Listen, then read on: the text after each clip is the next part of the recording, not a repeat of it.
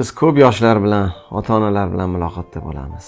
Ko'pchilik so'raydigan savol Husan aka, o'zimiz yoki katta insonlar bo'lsa farzandlarimizga qaysi yo'nalishni bersak kelajakda yaxshi daromad topadi, puli ko'p bo'ladi, hunari zo'r bo'ladi, ehtiyoji bor soha bo'ladi deganda, hatto o'zimizda bu maktab bo'lmasa-da IT sohani qiziqsa o'sha yo'nalishga boringlar deb har doim tavsiya qilib kelganmiz. Men hatto ikkita farzandlarim ham IT sohasiga kirgan. Kattasi Angliyada ITda o'qidi.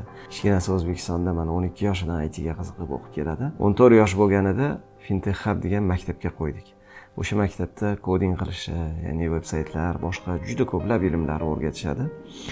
Agar siz o'zingizmi, farzandlaringizmi shu sohaga qiziqadigan bo'lsa, men Fintech Hubni tavsiya qilaman.